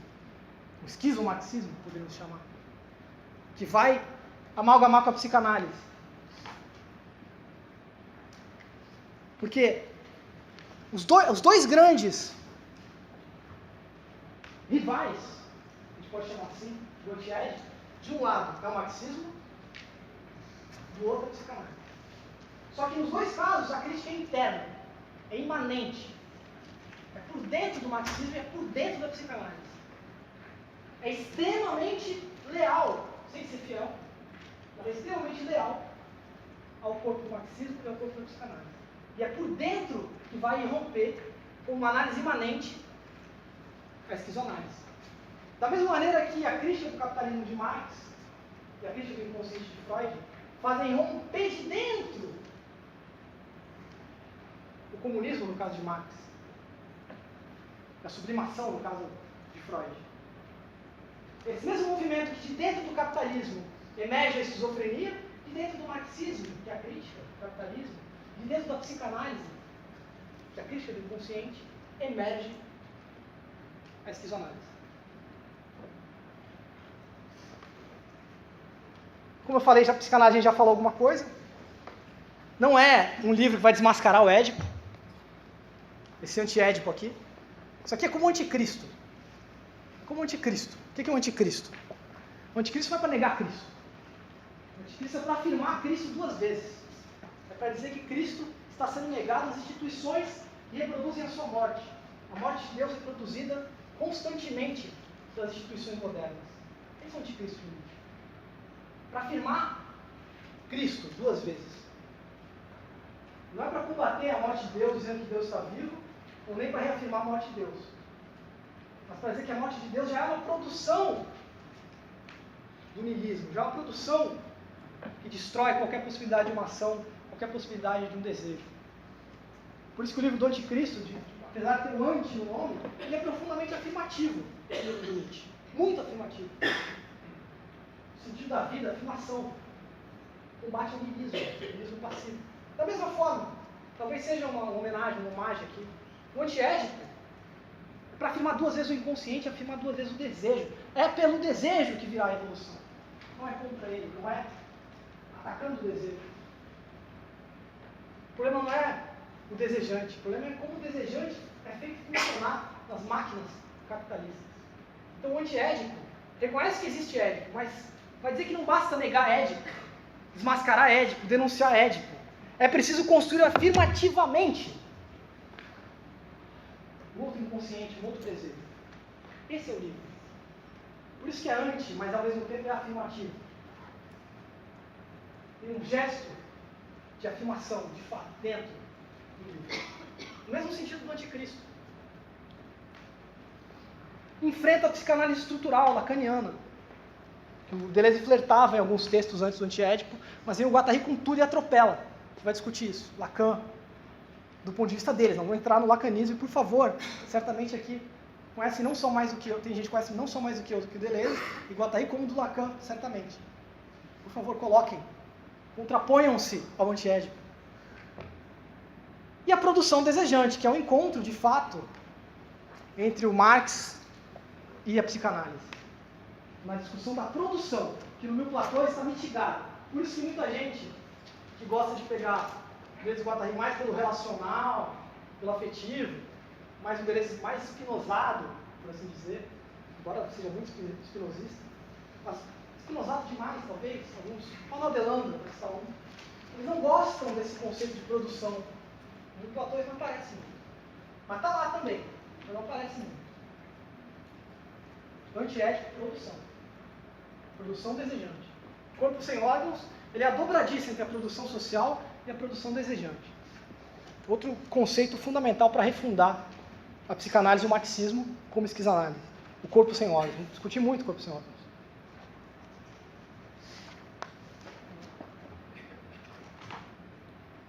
Então é isso. Vamos parar por aqui já como primeira aula. Sugerir, pedir, puder ler para segunda-feira, capítulo 1, com 60 páginas. Se não é para ler 60, lê a 6. Pega 6 páginas do meio e lê. Tenha essa experiência, experimente. Lamba o livro, roce-o. Não precisa, vou ler 60 páginas, vou fichar isso aqui. Vou um artigo de 20 páginas. Pumba, se pegar hoje. Fundo e traga. Tem algumas páginas que você não vai conteúdo.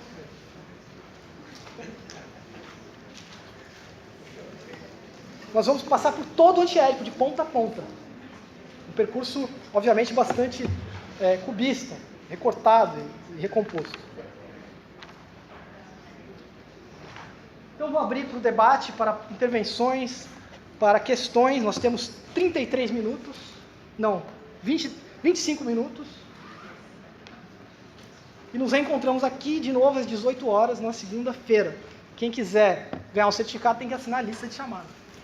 Bom, então, tá aberto aí para vocês falarem.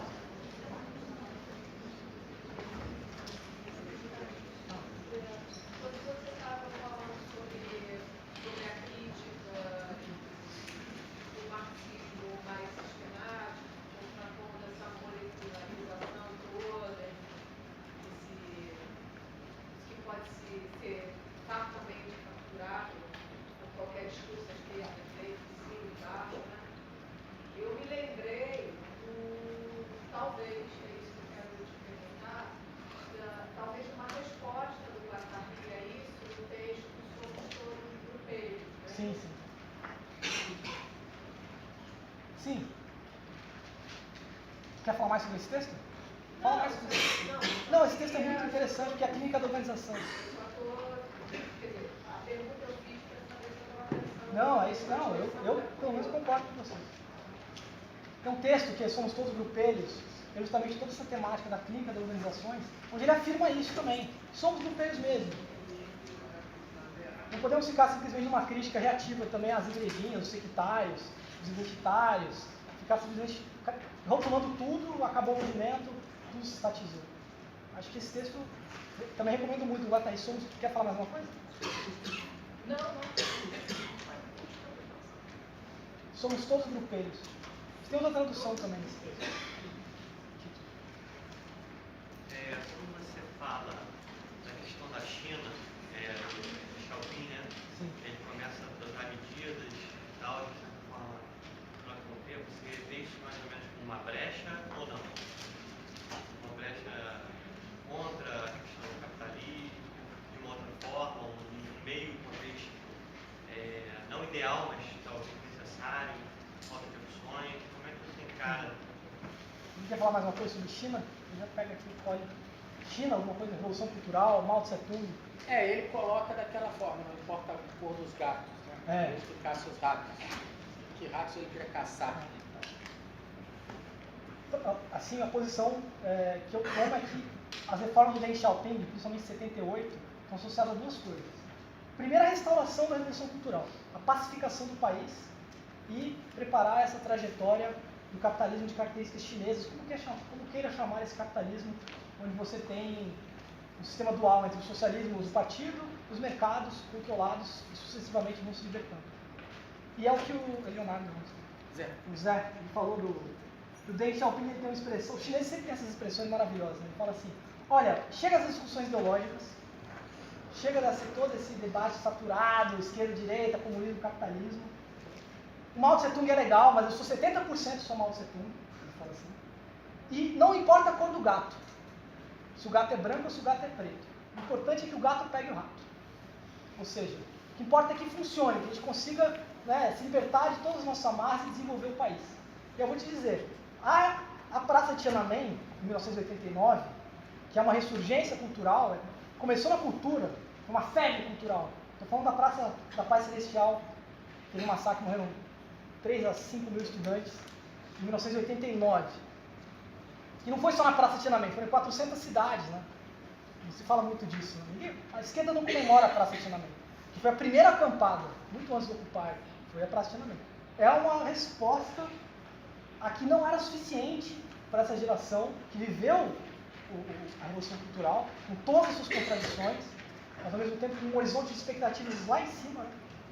E essas reformas para eles era, digamos assim, a quadratura total, o enquadramento total desse período revolucionário. Então eu tendo a ver como uma restauração mesmo, pacificação. Nixon nos Estados Unidos, Deng Xiaoping na China. Não à toa, a aliança o Kissinger amarrou, né? Aliança sino-americana contra a União Soviética. A União Soviética ela não caiu na queda do Muro de Berlim em 89. Ela caiu em 1972, quando os Estados Unidos e a China se aliam. Que pôs um fim à Guerra do Vietnã, por um lado, como a China pediu, e por outro cercou a União Soviética.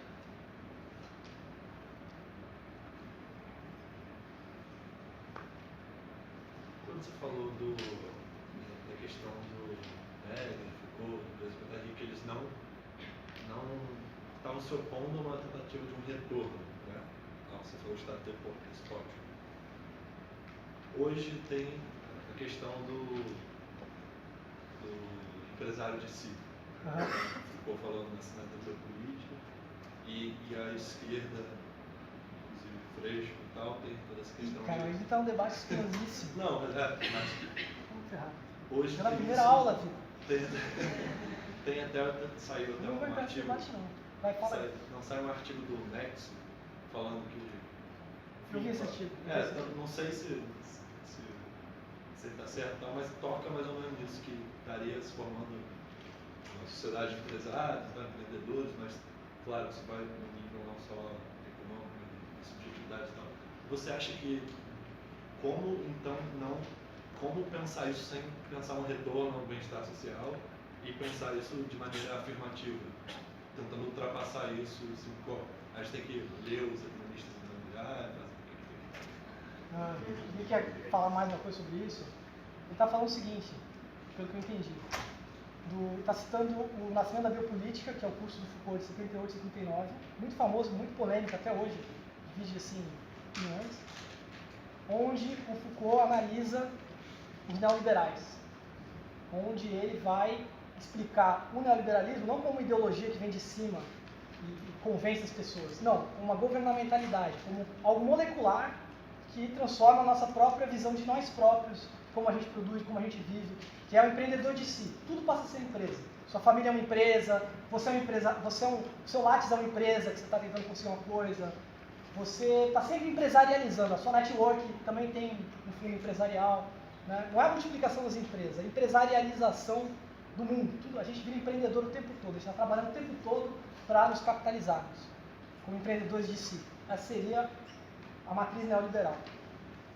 Aí, o que eu entendi é que a gente precisa reconhecer isso. se reconhece. Não, isso é como funciona o capitalismo. Então, reconhecer que isso está aí. Isso está aí.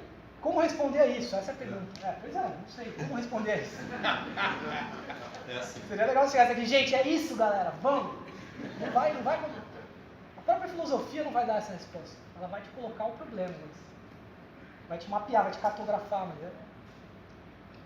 eu responderia assim, muito insuficientemente.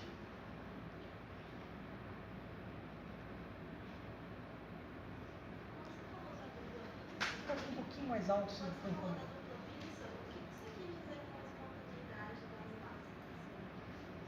A dupla pinça é o seguinte, como é que a gente poderia colocar? É entre o caos e a estrutura.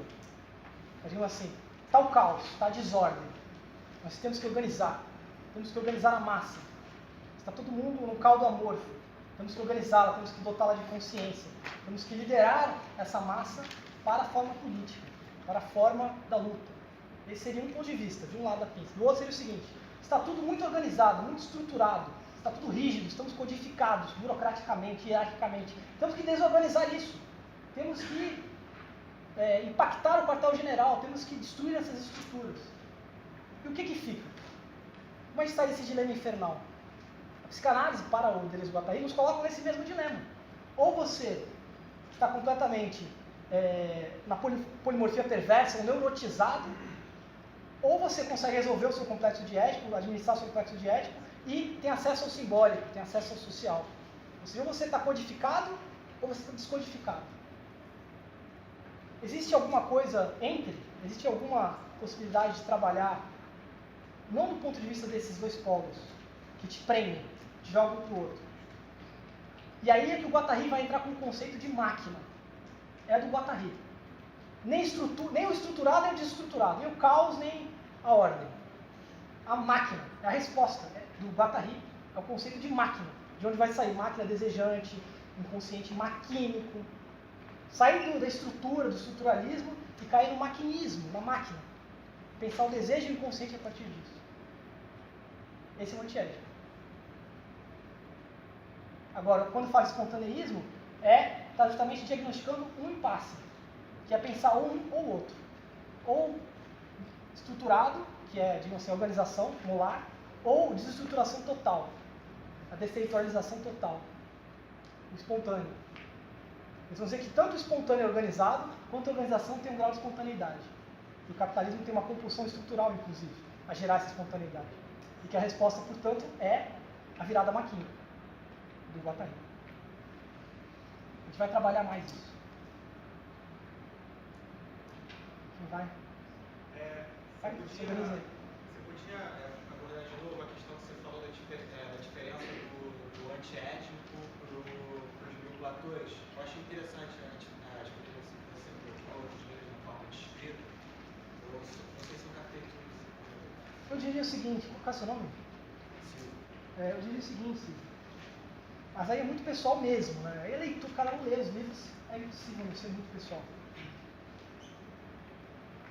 O Platões, ele tem uma certa eternidade nele.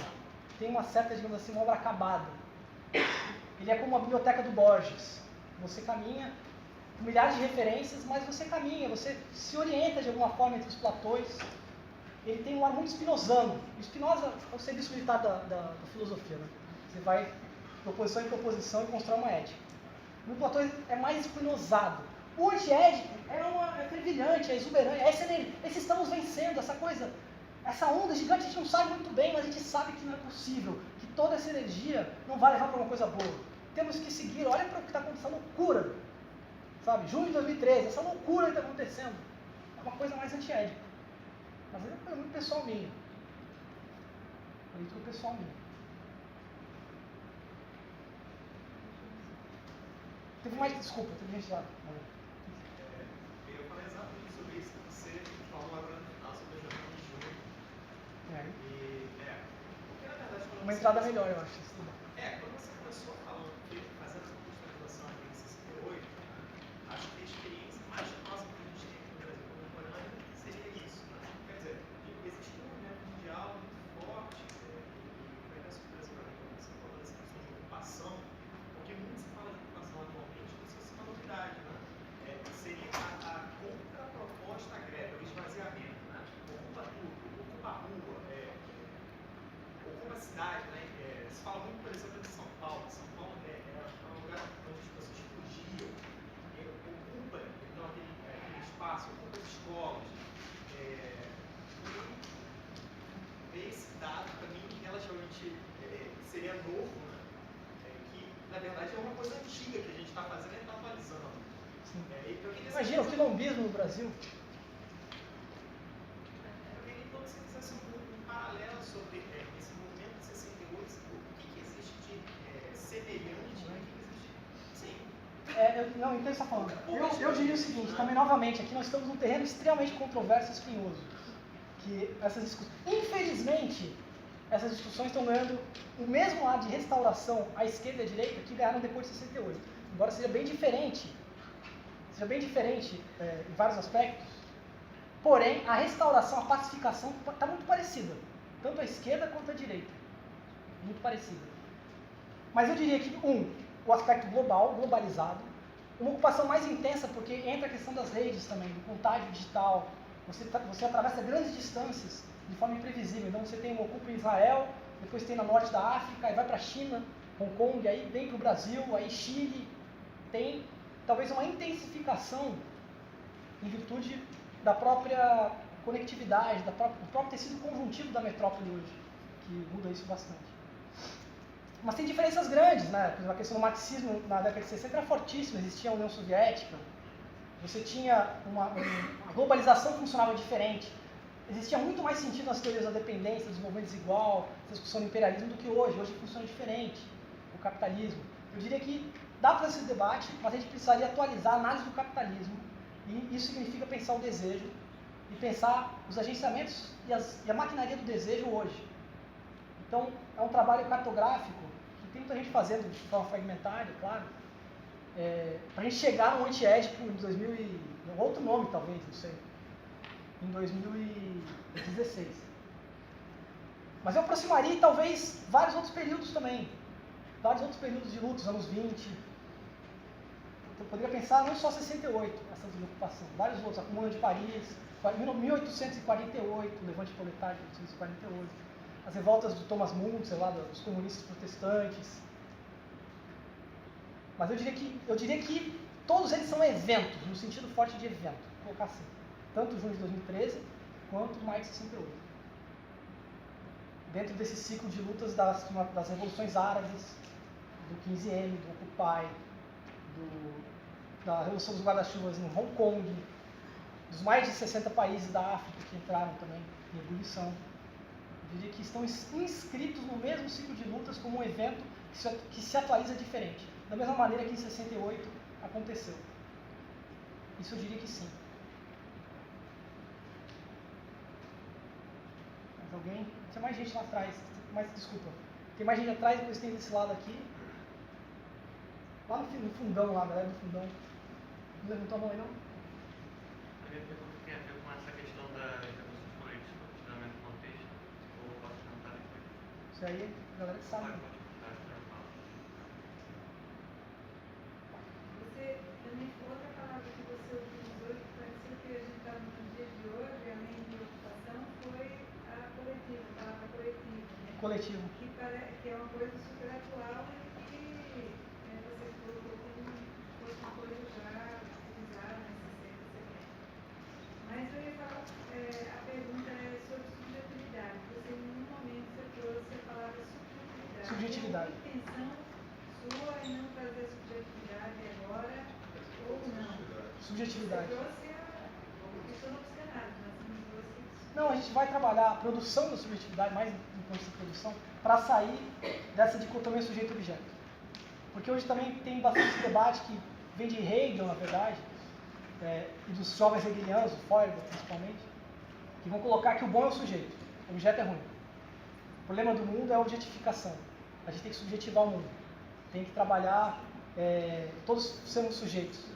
Isso, de uma forma muito rápida, tanto desqualifica os objetos, destitui os objetos das suas agências e potências, quanto coloca o sujeito lá em cima, que é o que a modernidade faz isso, né? O sujeito é o grande ator da história, que controla a cultura, etc.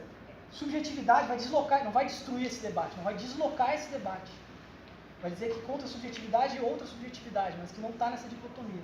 Então a gente vai trabalhar quando? Quando entrar no desejo, que é um processo sem sujeito, ou que o desejo é a subjetividade. Quando a gente entrar no desejo com o inconsciente maquínico, não vai ter sujeito aí nessa história. Não vai ter um povo, um partido, um sujeito histórico, não vai ter nada disso. Todo esse debate do sujeito é metafísico demais, do ponto de vista do desejo, nessa altura de aposta que 68 embalou. Então vai aparecer sim esse debate. Mas aí tem que trabalhar primeiro para deslocar dessa saturação sujeito-objeto, sabe? Que é rapidamente transformado numa dicotomia estática, vazia. Você fala qualquer coisa com isso. Aí você perde o problema. Você perde a problematicidade. Você ganha em discurso, mas perde em problematicidade. Aí você tem um niilismo comunicativo. Então esse seria o falso problema? Esse é um dualismo que é um falso problema. Fala com o Bergson, é um falso problema. Não é que seja falso, mas ele funciona de maneira que você não consegue fazer as coisas. Calma aí, vamos pela hora. Tem mais gente aqui. Depois que você vai desdobrando a política, tem uma fratura, né, que se faz de micropolítica e macropolítica. Sim. E depois você falou de molecular E molar. e molar. Eu não sei, mas eu intuo que há coisas que são inseparáveis e funcionam em regimes diferentes. É o que Eu eles falam. intuo que há um posicionamento político em fazer essa fratura do conceito de política. Sim. Mas, É uma fratura. É uma fratura qual que... seria o posicionamento de falar, não é política, micropolítica ou macropolítica? Bom, primeiro, quando fala que isso está inseparável de tudo é política. Primeiro é trazer corpo, poder, relações domésticas, sexuais, arte, tudo para dentro da política. Uma discussão política. Isso eu estou transformando não só a discussão disso, que não é uma discussão meramente científica, artística, sexual, mas uma discussão política, como eu estou mudando, deslocando o conceito de política também, primeiro. Segundo, é não cair, quando eu falo que tudo é política, que exista uma esfera política em que tudo vai convergir, em que tudo vai ser, digamos assim, integrado, vai ser subsumido, vai ser levado até uma grande disputa molar entre partido X e partido Y, ou socialismo real, ou União Soviética, Estados Unidos, ou capitalismo de Estado e o capitalismo de mercado. E, ao mesmo tempo, isso tudo não significa que o molar, que tudo vai convergir no molar e que a gente pode explicar tudo molecularmente. Desculpa, no molecular, que a gente pode explicar tudo molecularmente, como se tudo fosse microfísica. E perder de vista que existem sim esses grandes agregados estatísticos, esses conjuntos que funcionam diferente, que têm uma lógica diferente e que estão atrelados uns aos outros. Então, digamos assim, é para manter a tensão. É para manter a tensão, que nem um tambor. Se você tensionar demais, ele rompe. Se você tensionar de menos, ele não toca. Você tem que achar o ponto de tensão que ele toca. É por aí. Agora, ali. Aqui. Alguém falou. Você. A palavra produção hoje já apareceu no início. Assim, eu fiquei aqui pensando, trazendo aqui economicamente para essa discussão, quando a Deleuze e Guattari colocam o inconsciente mais como fábrica, menos como teatro, né? Como que isso se relaciona com a concepção de poder do Foucault menos repressivo, que o poder é menos repressivo e mais produtivo, caracteriza ele mais? A questão da produção. Sim. Eu entendi essa pergunta. Posso? Vai, termina. Oi? É porque isso é a próxima aula, mas termina. Não, beleza. Não, a pergunta eu entendi. Jantar, né? Entendi. Ele está perguntando a questão da ressonância entre a teoria do poder do Foucault e a teoria do desejo de Deleuze e Guattari.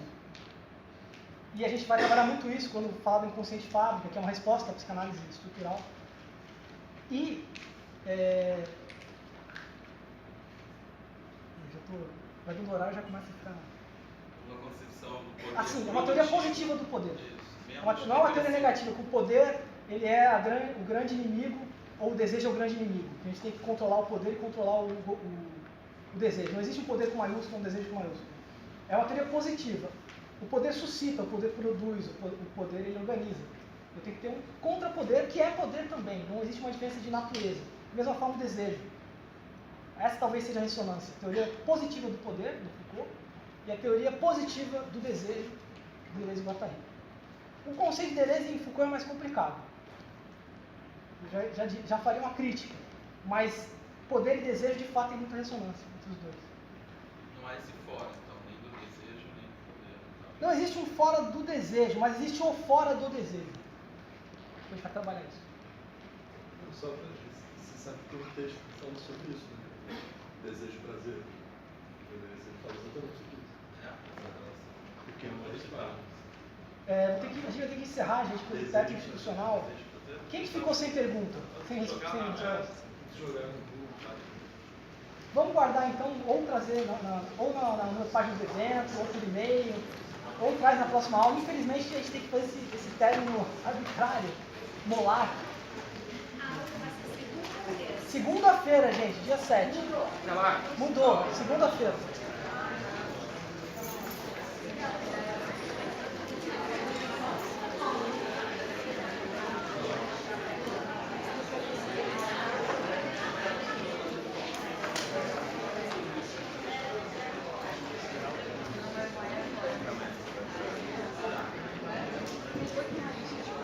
Tá rolando aí.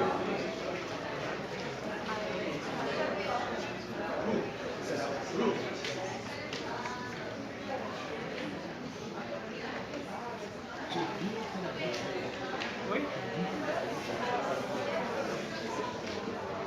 Quem que tá a lista, gente? Lista de chamadas. Tá na mão peluda. Tá. Valeu. Essa é uma cena de agitação. Uma já tá peluda. Eu vejo dessa forma. Deixa eu te perguntar uma coisa, pode ser que vai demandar um trabalho, mas eu sei, eu tentei achar esse livro, tentei achar o